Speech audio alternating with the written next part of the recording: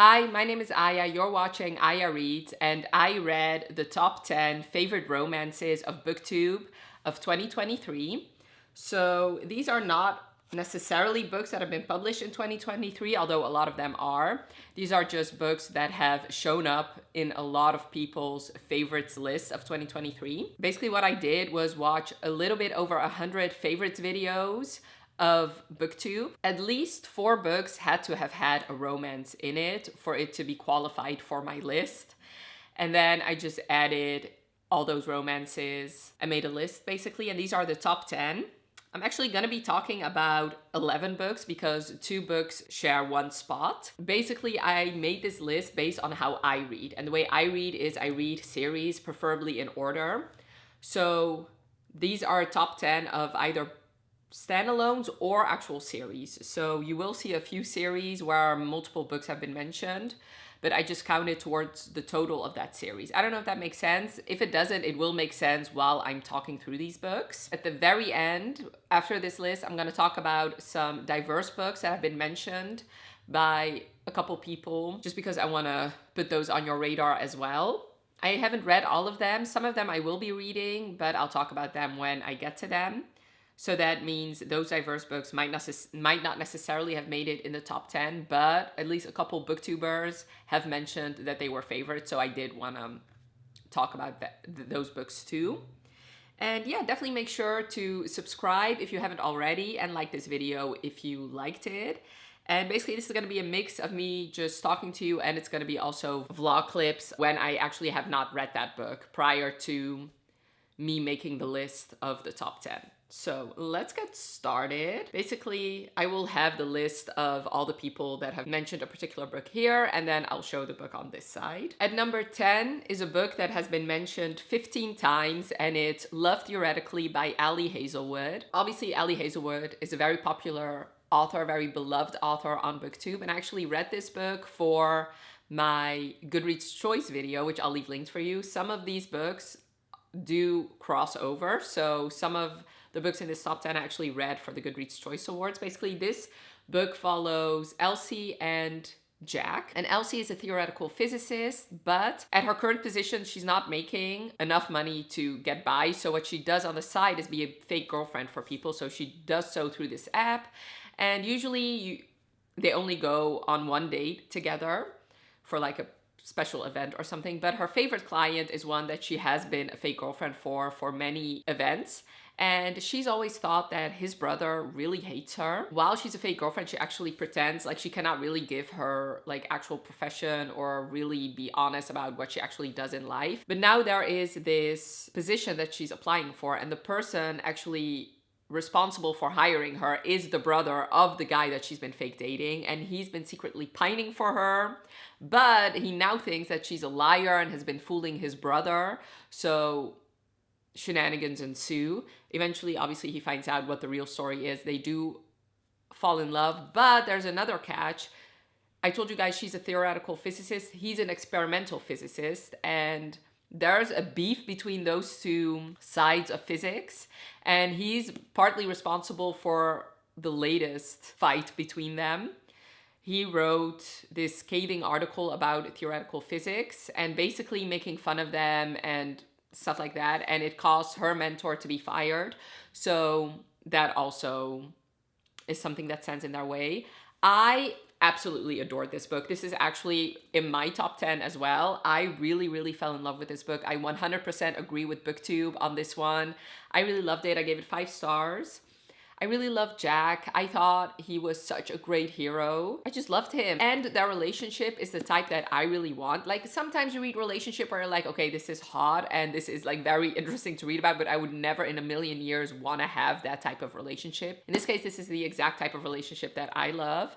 So yeah, Booktube loved this and I did too. And number 9 position is Divine Rivals by Rebecca Ross. So you'll see in this list, even if it's YA, I will include it if the romance is a very strong component. So that's why I included this one as well. Divine Rivals I had not read prior to making this list, so I will insert vlog clips. This book has been mentioned 17 times. And it's only this one because by the time everybody made their favorites list, the sequel hadn't come out yet. So yeah, I'll insert the vlog clips of me actually reading this for the first time. So I started Divine Rivals by Rebecca Ross, and I'm really, really, really loving it. Let me actually see where I am now. I'm on page 103. So I just read the first part and I'm already really loving it. It is so good. So basically you follow Roman and Iris, and they are rivals at their newspaper because they're both vying for this position to be columnists. And this is basically a different social classes romance because his family is very rich and hers is very poor. And her brother actually left to go fight in this war. Basically this is a fantasy romance, but it's very loosely fantasy. Basically this feels like it's set during World War I or World War II, but instead of like countries fighting each other, it's gods fighting each other, and the gods are actually using humans to fight their wars. Her brother actually gets recruited by this goddess to fight for her, so he actually leaves her, and because he leaves her and her mom, and because of that, her mom becomes an alcoholic, and Iris has to really take care of her and her mom.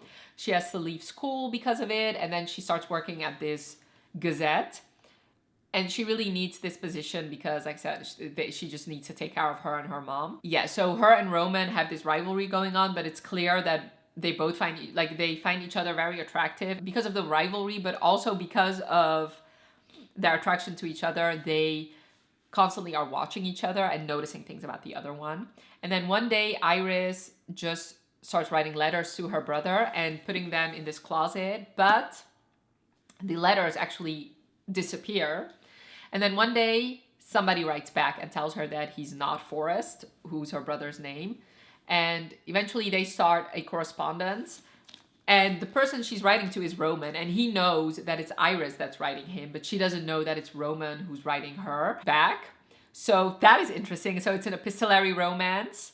But one of them knows who they're talking to, but the other one doesn't. Now I'm at this part where Iris decides to go look for her brother and go to the war front. And that is where I left it. So I don't know. I'm pretty sure Roman's gonna follow her because I know that from the synopsis, but I don't know. Right now he hasn't left yet, so I'm very interested to see how that is gonna work out. Both of them deal with grief because obviously she doesn't know what happened to her brother. Like, her brother has not responded to her letters, even the ones that she said like traditionally, not through this closet. And something happened in his past that is very heartbreaking and very sad. And yeah, I'm loving it. I'm loving this setting. I do have to say, if you're looking for a very well-developed fantasy world building, you're not gonna find it here. This does feel like a historical fiction, but with some elements of fantasy woven in. But lucky for me, I do really love historical fiction, and I am really liking these characters, and I am flying through it. I keep thinking about them even when I'm not reading them, so that already says enough. In fact, I stopped Binding 13 a little bit because it was too long to start this, and I find myself picking this one over Binding 13 when I'm thinking of which book to pick up. So I think that says enough. So yeah, I'm really enjoying it. I can definitely see why people love it so much, but I'm only 1/3 of the way through. So I'll give you my final thoughts once I actually finish it. So my final review, I did finish this a couple weeks ago, but I've been slumping and not really filming. So my final thoughts on Divine Rivals is that I really, really did enjoy it. I can definitely see why a lot of people loved it. I loved the typewriting. I love the letters back and forth. And I did really love the setting. And I do have to say, a couple people didn't enjoy this book because it was not that actiony. It was more historical fiction-esque.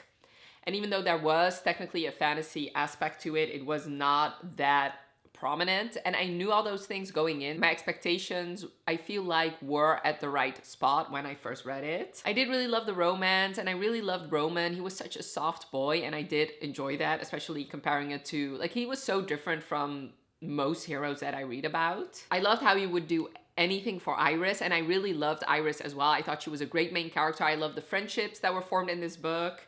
And I really loved how Rebecca Ross truly showed the cost of war. Like, it's not easy, things happen, and she did really show what that would be like what having your brother or your son going off to war would do to a family. You know, those are things you might not really think about, but I did love the fact that that she did show that cost. I ended up giving this a 4.5 stars and not a 5-star, and the main reason was the ending.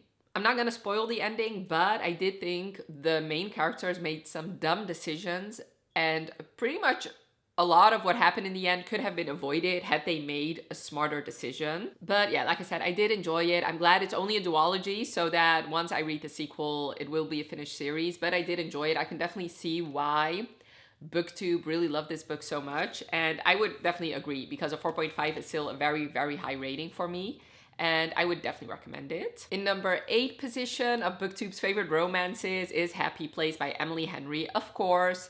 Is there gonna be a favorites list of romances where Emily Henry is not included? I read this one for my Emily Henry vlog, so I'll leave that linked for you, but if you wanna know more of my thoughts, I put basically the same vlog clip also in my Goodreads Choice Award, because obviously this one won the Goodreads Choice Awards. This was mentioned 18 times by Booktube. I would say I do agree. I gave it 5 stars. It did not make it on my own favorites list. I feel like, even though it's still a 5-star for me, I did feel like I lost my love for it along the way. Before I get to more of my thoughts, I will tell you the synopsis. You follow Harriet and Wynne, and they've been happily together ever since they were in college, but they broke up 5 months ago. Like, they were engaged and now they broke up. But they have this annual vacation they go on with their friends. And this is going to be their last time at this particular vacation home.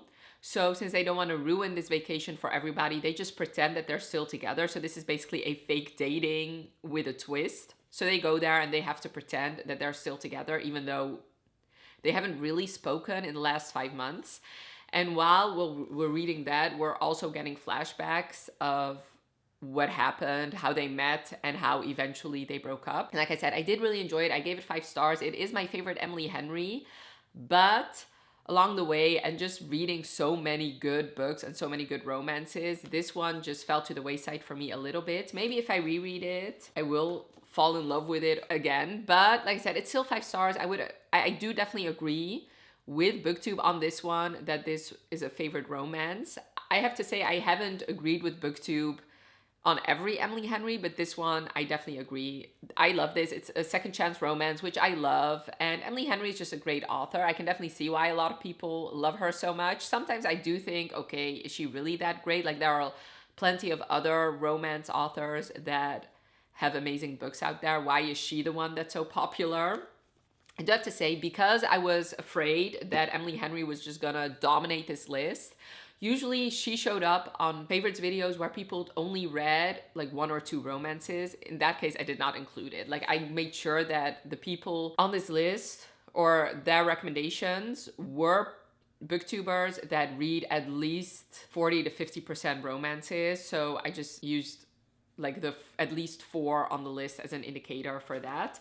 So yeah, I would say I do agree with Booktube. I gave it 5 stars, and yeah, even though it didn't make it on my favorites list, I can definitely see why a lot of people love this one so much. The number 7 is the first real series, and it's the Crowns of Nyaxia series by Carissa Broadbent. So this whole series was mentioned 19 times. The first one, Serpent and the Wings of Night, was mentioned 13 times. The novella Six Scorched Roses was mentioned 3 times. Ashes and the Star-Cursed King, which is the second book, was mentioned twice. And then the other book that is tied to this world, Slaying the Vampire Conqueror, was mentioned once. As you can see here, even if the same person mentioned like different books in the series, I do count it towards the total. This is another one that I had not read prior to making this list, so I'll just insert my vlog clips. So I am currently reading Serpent and the Wings of Night, and this is the beautiful indie hardback. I'm so glad I have this one. Basically, I'm about halfway through. I'm on page 227. This just reminds me how much I love fantasy and how much I love romantasy. I am thoroughly enjoying this book. Basically, this is about this human girl who's been adopted by this vampire king in this world that is just full of vampires. Every 200 years, there's this tournament where the goddess Nyaxia grants the winner a wish that they have, and usually people ask for power. Oraya, our main character, enters because she wants to become like strong and immortal without having to actually be turned into a vampire, because the odds of surviving being turned are very slim. So she enters, but everybody else that enters are all vampires. So it's a very dangerous game for her. And I'm not quite sure if this is the case, but I'm pretty sure that you either win or you die. I think that those are the rules, but I'm not 100% sure about that. I already tabbed, I don't know if you can see that, a lot about this book because I think the world is pretty fleshed out. I am very much immersed in this book. I like Oriah as a main character, and her love interest is Rain. So far, I'm not really that sold on their romance. I do like them individually, but I don't really see the chemistry between them. I guess we'll have to see if I do end up feeling that. I am really taking my time. I usually tend to read fantasies slower, especially if I'm reading them physically. So it is taking me a while to read. Let me actually see when I started. Yeah, so this is the third day that I'm reading it, and so far I have not read any pages yet, but hopefully I can read a good chunk of it tonight. I don't think I can actually finish it tonight, but we'll see. Yeah, because that would mean I need to read like half of this tonight. I don't think that's gonna happen. But I am really enjoying it. I can definitely see why it's so hyped and why Carissa Broadbent is so hyped. But with fantasy romances, I do want the actual world building and the fantasy aspects to be well developed. That is one of the reasons why I didn't love the Jennifer L. Armentrout fantasy romance. Yeah, from Blood and Ash. I just thought, even though that also kind of revolved vampires in a way, I felt like that book felt like the world building was not fleshed out. I know her as a paranormal romance author, and that showed completely because she could have easily made it into a paranormal world and the world building would have been similar. Whereas this one, even though it deals with vampires, so you would assume usually vampires are in a urban fantasy slash paranormal books, not necessarily in high fantasy. I do think that the world is very well fleshed out, and I am believing the world building and believing like the whole magic aspect to this story. I think I'll just update you once I actually finish. But so far I am enjoying it. So far it's at least a 4, and I think if I'm on board with the romance, it might be a 5, but I guess you'll get my final rating in the next clip. So I'm here to give you my final thoughts on The Serpent and the Wings of Night by Carissa Broadbent. Let me actually, because I did write a Goodreads review. So I ended up giving this book 4 stars. I really did love the world building in this book. I thought the fantasy aspects of this book were really great. I do have to say, I did find the romance to be a little bit lacking. As much as I did enjoy the scenes we got with them, and it wasn't that I was actively hating the romance while I was reading it, but the romance plus the hero are just not things that are gonna stick with me because, right, I finished it on January 19th, and right now we're 3 days later, and I have not found myself thinking about these characters at all. I do think Carissa Broadbent is a great author. There were some lines in here that I tapped because I thought, like, the way with words, I really appreciate it, but yeah, like I said, the romance, I just didn't fall head over heels with Rain, just like I do with a lot of other heroes. And since this is a fantasy romance, I had to subtract a star for that because I feel like in a fantasy romance, I have to love the romance part as equally as I do the fantasy part. So yeah, that's why it was a 4, not a 5. But like I said, I am intrigued. This is a duology for their romance. So the second part of their love story has not been told yet. So this doesn't even end on happily ever after. But I do feel like where they leave off in this book is very intriguing for me and is something I'm very interested in. So maybe I'll love them more in the second book, but for right now, I could take it or leave it, honestly. I did love the formatting of this book. I do have to say, like, I love how this book was split up in different phases of the moon, and every time we got to a new part, we got this like fairy tale story about our heroine. I did love that very much. And I loved her struggles with her father because she loved him, but on the other hand, he did things that were not acceptable. And I do love that this book ends with the main heroine still, like, there's some mystery to her that it was alluded to, like he does say it, but I'm pretty sure we're gonna delve more into that in the second book. I am very much excited to read her other series though. I think I'm gonna love that one a little bit more than this one, The Daughter of No Worlds. Obviously this is still a fantasy romance, but it does heavily involve vampires, which is fine, but I tend to prefer fantasies that don't really revolve around vampires. Because I don't know, I feel like vampires to me just always belong in a paranormal setting and not necessarily in a fantasy setting, even though they obviously can. But yeah, that is just a personal preference. I would highly recommend this book. I do understand why a lot of people love it so much, and I do definitely understand why it was on a lot of people's favorite books they read in 2023, why this series was so beloved. 4 is still a good rating. Like, I would still highly recommend it, and I'm very interested to read more in this world. Like, I'm interested to read the novella and the second book, obviously, and the Slaying the Vampire Conqueror. I'm just like, I'm pretty sure I'm gonna read every single thing this woman has ever written. So as you could see, I gave it 4 stars, and I would say overall I do understand why Booktube loved it so much. 4 and 5-star books for me are books I would recommend over and over again. So overall, I would say I do agree with Booktube on this, on the first book at least. Number 6 is the Magnolia Parks series by Jessa Hastings. Magnolia Parks, the first book, was mentioned 9 times. Magnolia Park, The Long Way Home was mentioned 3 times. Daisy Hates was mentioned 3 times. And Daisy Hates, The Great Undoing was mentioned 7 times. So this one, I don't have a vlog clip because I ended up only reading like the first 3 chapters, I think. I knew before starting this book that this was probably not for me. I don't really love books that involve cheating characters unless they are very much redeemed or there's like a truly good reason for the cheating, meaning like an abusive husband or something, or like a coerced type situation. And I don't really love books about socialites. I can watch it, like I did love Gossip Girl back in the day, but I don't really like reading about it. I just feel like these people's problems are not real. Especially, I started reading this book right around the time I finished another book on this list. And those people's problems were real problems, whereas with these ones, I'm like, I honestly, I could not stand these characters. I could not stand the setting and the cheating. So I DNF'd it. And I just saved myself the trouble because I just knew that I wasn't gonna love this book. The only reason I read this was because of this list, because this was already on my list of books I was probably not gonna read.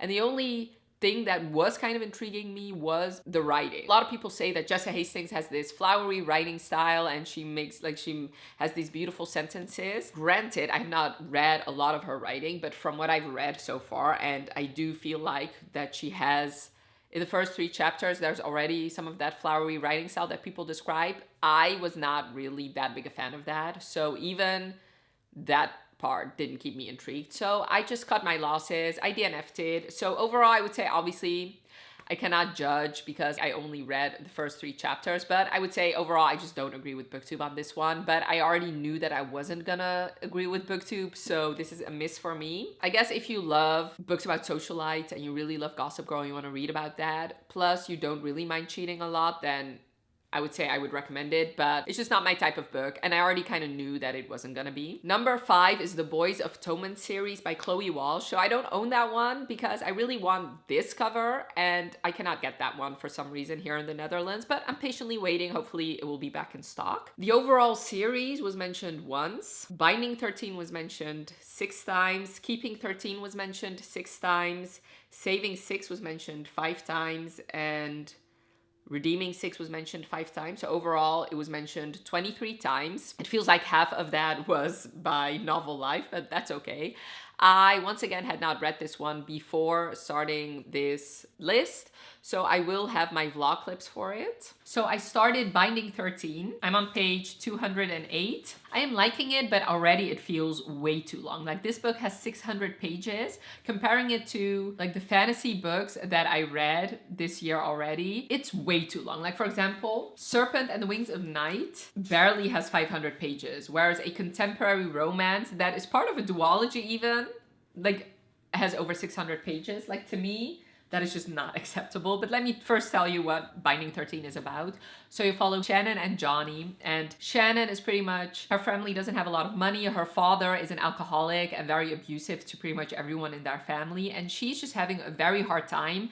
She's also been very heavily bullied in her last school. It just got too far that her mother, even though she doesn't have the money, she pulls her out of school and enrolls her in this prestigious Tommen University, which is like, it's pretty much known for their rugby players, I guess. But yeah, it's very expensive. And then you follow Johnny, whose only goal in life is to become a rugby player. He's very good. He's already playing professionally, and he just doesn't want distractions from rugby. He just wants to pursue his dreams, and he doesn't, like I said, he doesn't want any distractions. The only thing he focuses on is the game. So he eats, sleeps, breathes rugby. So they meet when Shannon is walking down the field and he's having a hissy fit, and he, out of frustration, just throws the ball without looking, or like kicks the ball without looking where it's going, and then it hits her in the head, and she actually becomes concussed because of that. So he takes care of her. That is how they meet, and you know, they're both pretty intrigued by each other, but he's in the limelight, he's very popular, and she, like I said, she just has been bullied her entire life. And Johnny, aside from the fact that he doesn't want any distractions, he also thinks that she's way too young for him. So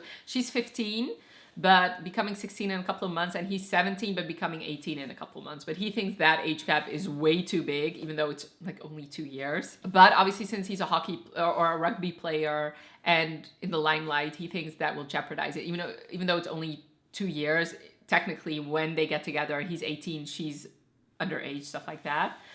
This takes place in 2005, by the way, in Ireland. So if you're an audiobook girly, I would highly recommend listening to it, because there were parts in here, especially with the names, I was like, how do you pronounce that? So I did listen to the audiobook like in chunks to hear how they pronounce those names. I just feel so sorry for Shannon, especially, and Joey, her brother. I know he gets the second duology. I'm very interested in his story. Like their father is just a piece of shit, and I just feel so sorry for him. I just want their mom to leave him. Like, he's no good, and the only thing he does is basically torture his family. Like, he needs to get out of here. Okay, fuck that man.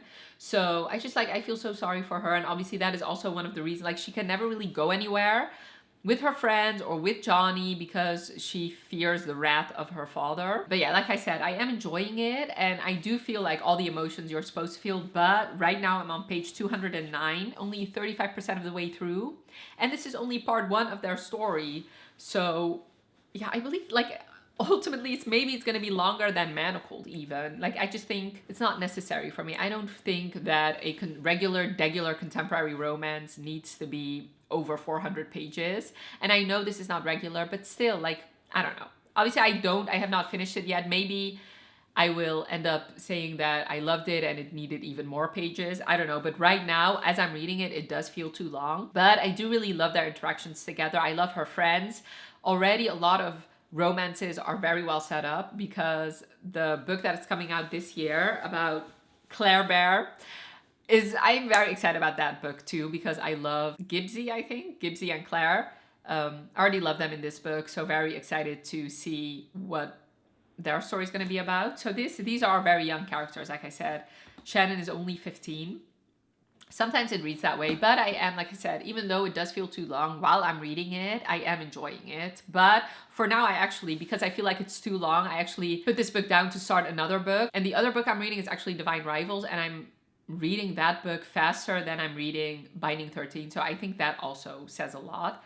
That book's also shorter. So yeah, I'm just gonna continue slowly making my way through Binding 13. And I think maybe I'll update you once I'm at the 400 page mark or once I'm finished. Yeah, so Binding 13 was actually the book I was reading prior to starting Magnolia Parks. So yeah, comparing Shannon's problems with Magnolia's problems, like, it just in 2 different worlds, which, I mean, I guess that's okay because they do live in 2 different worlds.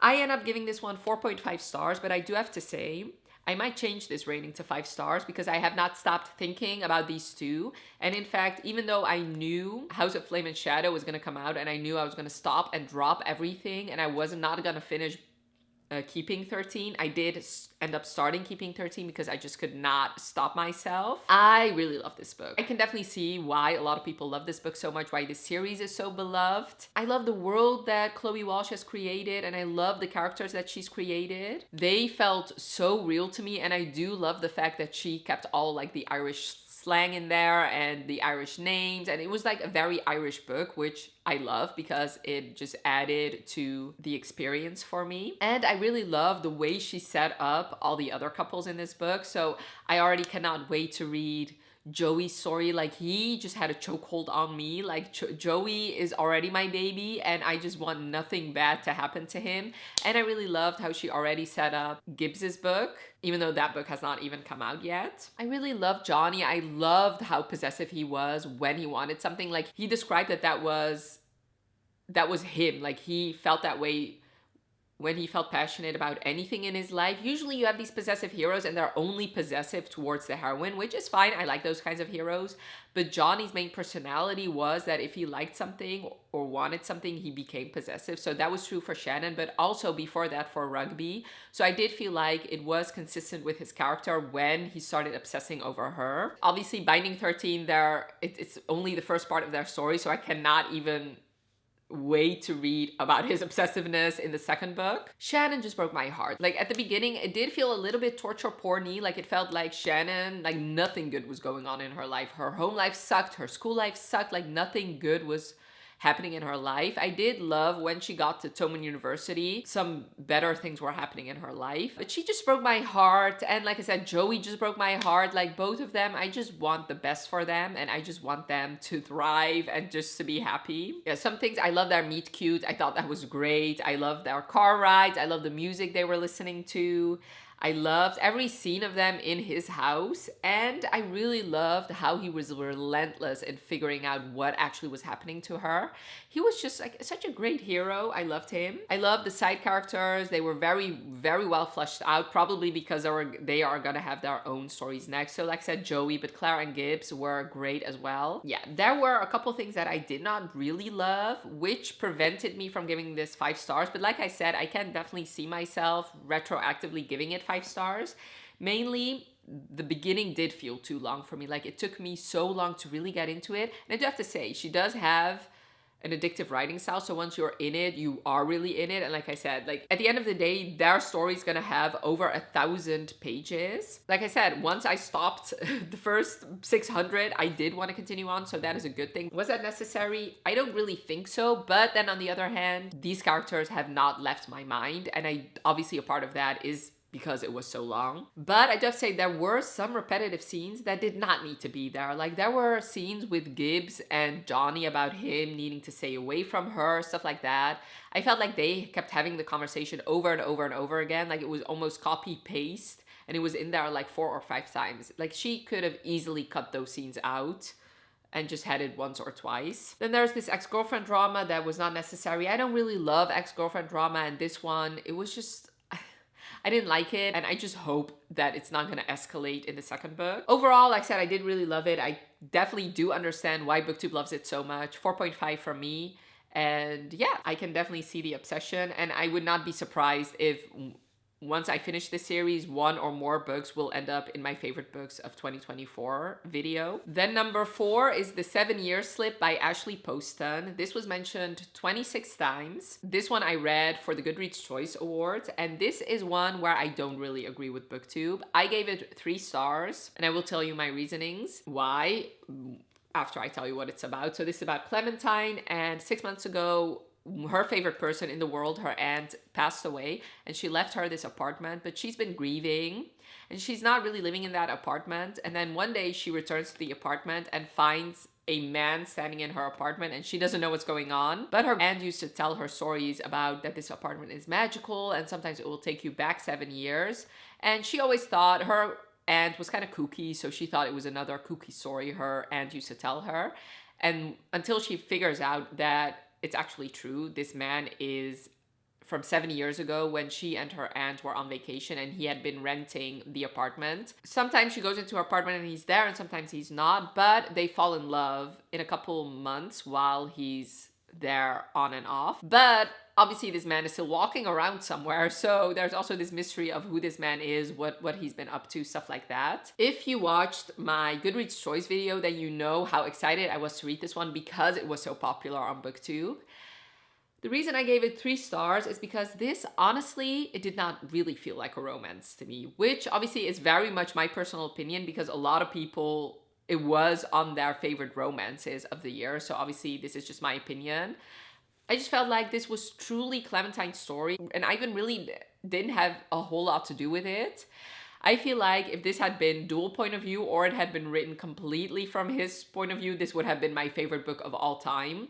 Because, I mean, could you imagine the pining? 7 years worth of pining. Whereas for her, it, like, the span of them actually falling in love and meeting again is so short. And, like, even the epilogue was all about her and nothing about him, which it just solidified for me that this was not really a romance. I did love the writing, and I do think Ashley Poston is a great writer. I can definitely see why a lot of people would love this book, but for me, it didn't do a whole lot for me. And I do have to say, I have not really grieved in a way that Clementine has. Like, I've not lost, thankfully, somebody that close to me ever. So maybe if I had gone through that experience, maybe I would have resonated more with this book.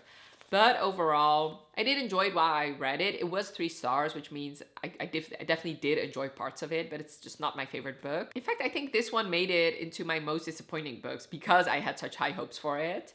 But it's not that I am mad or anything that Booktube loves this. I can definitely see why a lot of people would love it, but it just was not a favorite for me. Number 3 is the Part of Your World series by Abby Jimenez. This duology was mentioned 29 times. Part of Your World was mentioned 7 times. And Yours Truly was mentioned 22 times. I read Yours Truly also for the Goodreads Choice Awards, and then I read Part of Your World in December. So both these books follow 2 doctors, and especially this one, I'm just going to tell you the synopsis for this one because this one has been mentioned the most, and this one is the one that came out in 2023.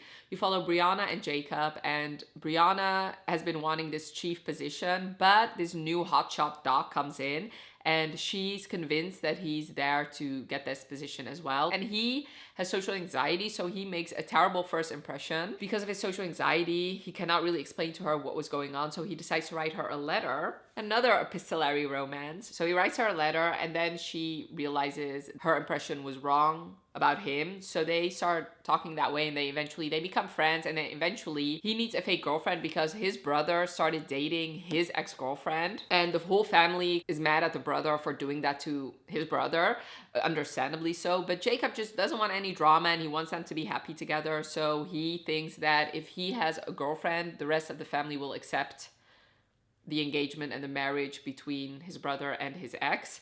So she agrees, and yeah, I really enjoyed it. I gave it 4 stars. I think Abby Jimenez is an amazing author. Like, her writing is compulsively readable. Her characters feel very, very real to me. This book, especially Brianna in this book, was so funny. Like, I laughed out loud a lot of times throughout this book.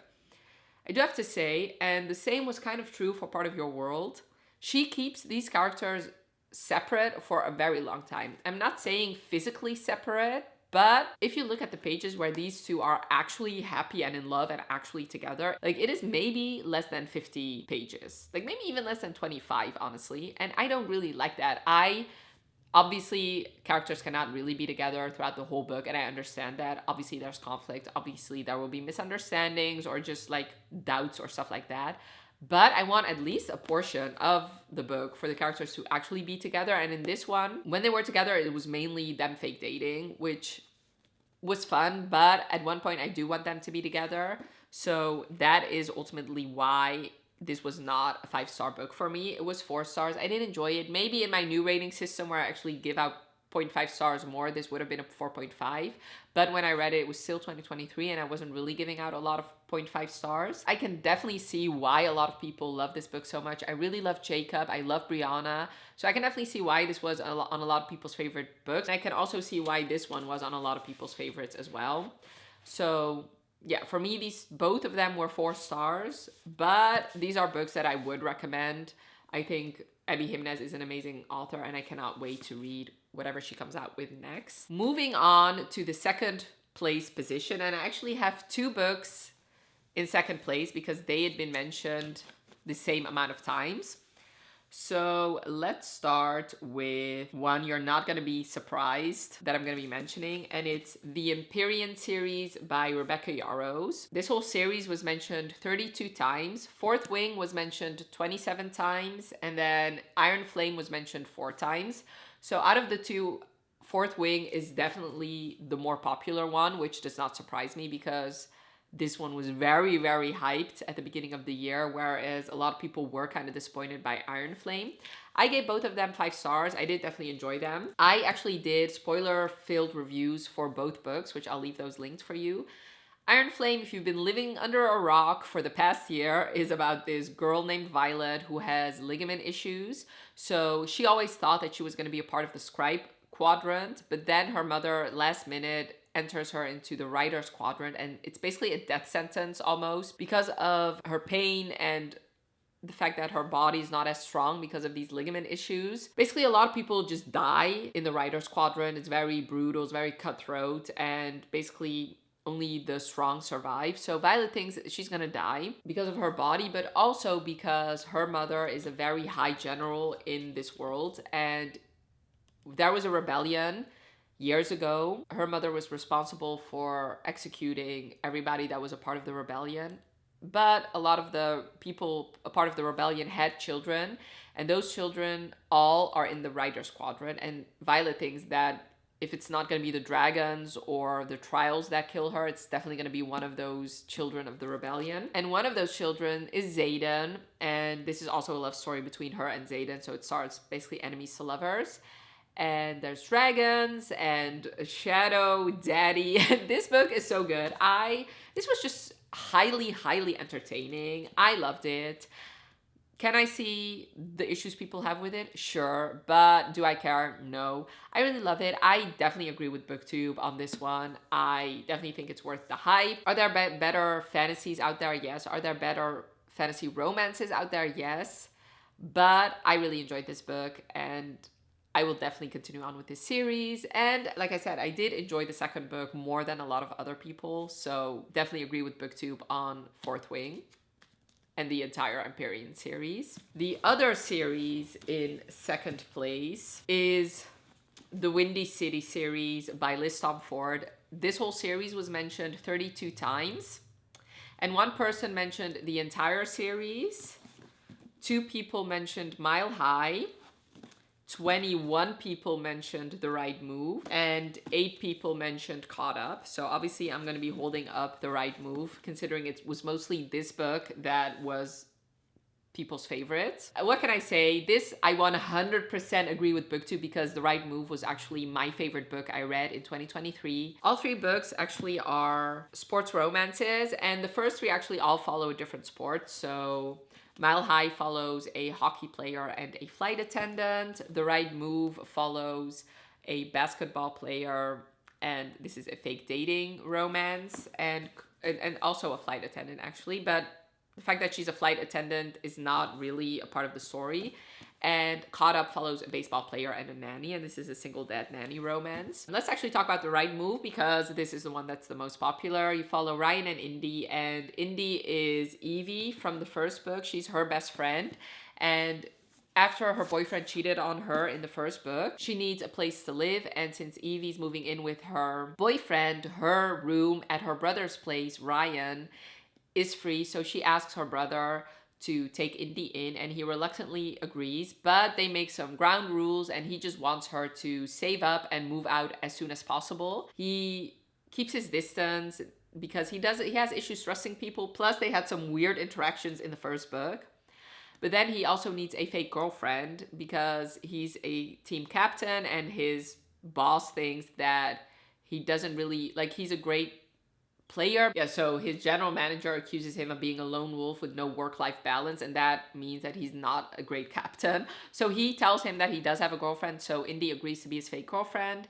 And this book is just perfect. Ryan is perfect. Like I said, this was my favorite book of 2023. I 100% agree with Booktube, and actually I love the entire series. I gave the first one 4 stars and these 2 5 stars, and yeah, I 100% agree with Booktube, and I think you should definitely read it if you have not read the series yet. You don't have to read them in order, but since I loved all of them, I would say definitely do read them in order, because you're not going to be disappointed. And then Booktube's #1 series of 2023 was the Chestnut Springs series by Elsie Silver. This whole series was mentioned 33 times.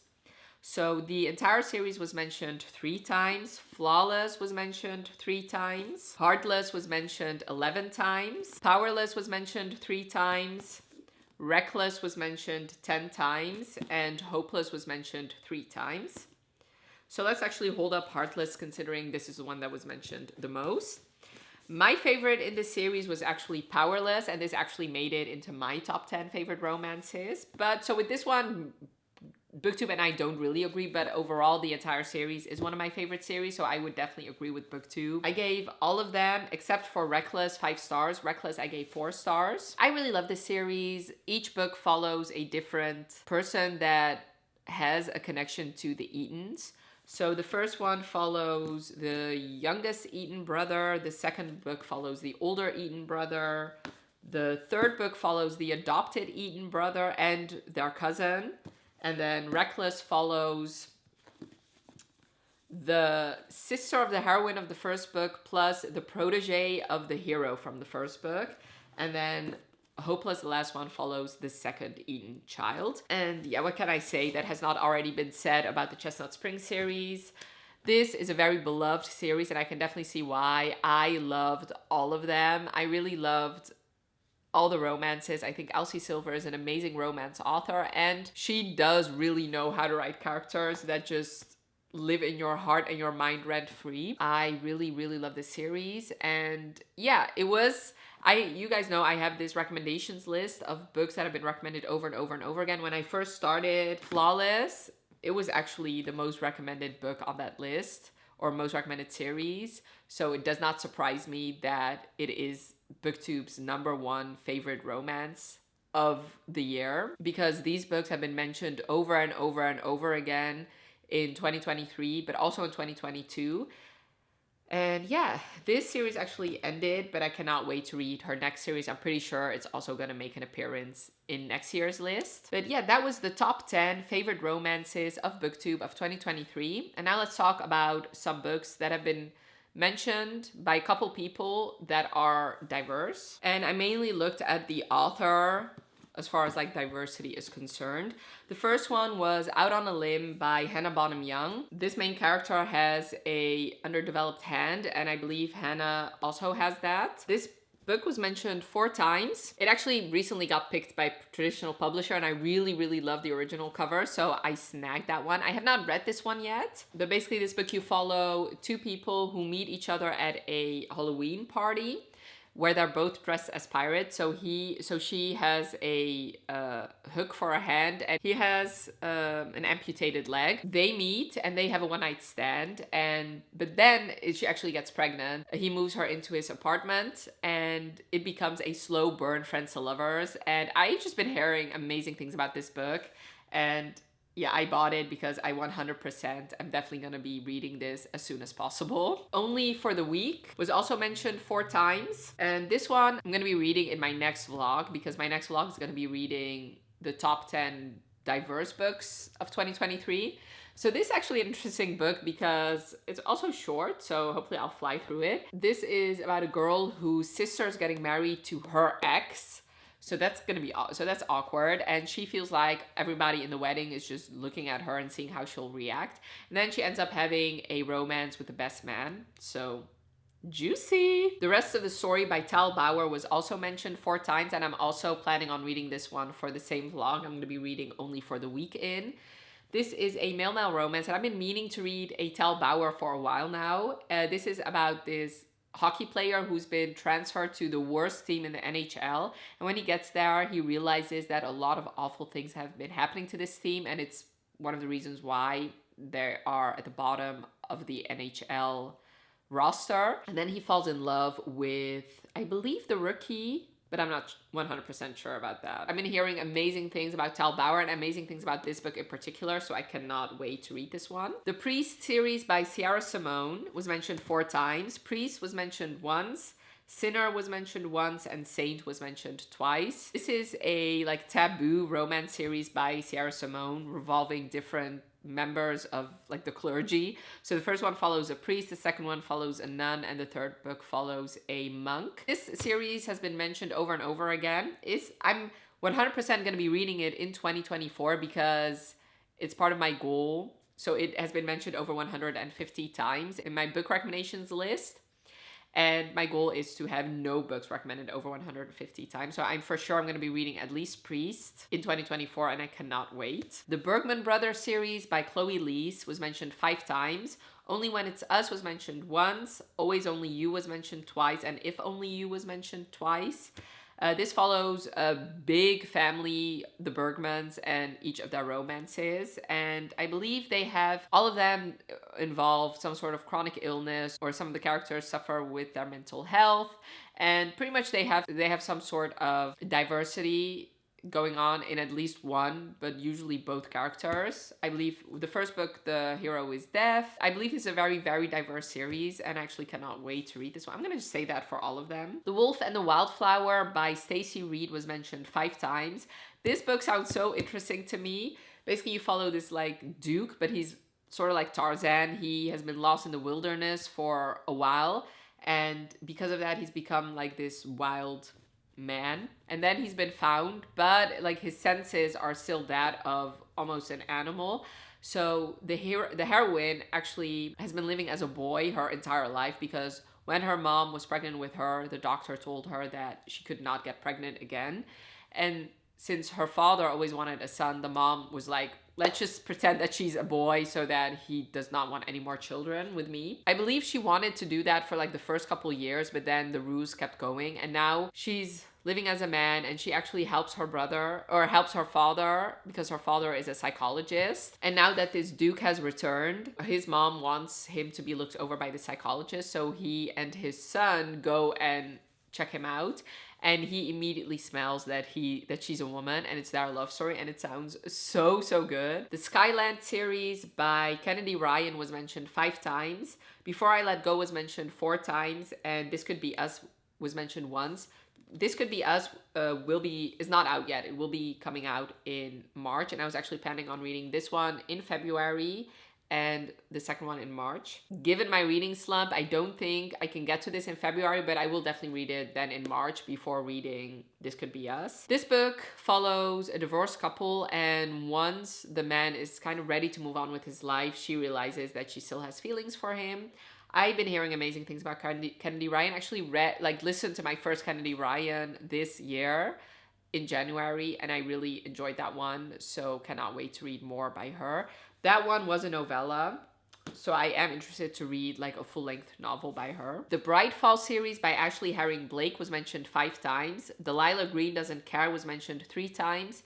Iris Kelly Doesn't Date was mentioned once, and Astrid Parker Doesn't Fail was mentioned once. These all follow female couples. Yeah, especially Delilah Green Doesn't Care was pretty popular in 2022, so it was nice to see it also show up in a lot of 2023 lists. The Very Secret Society of Irregular Witches by Songwoo Mandana was mentioned 7 times. So this is technically not a romance, it's more like cozy fantasy. It was mentioned in a lot of people's lists that read a lot of romances, plus I do feel like there is a prominent romance in here. Basically, you follow a witch, and in this world witches cannot really congregate for reasons.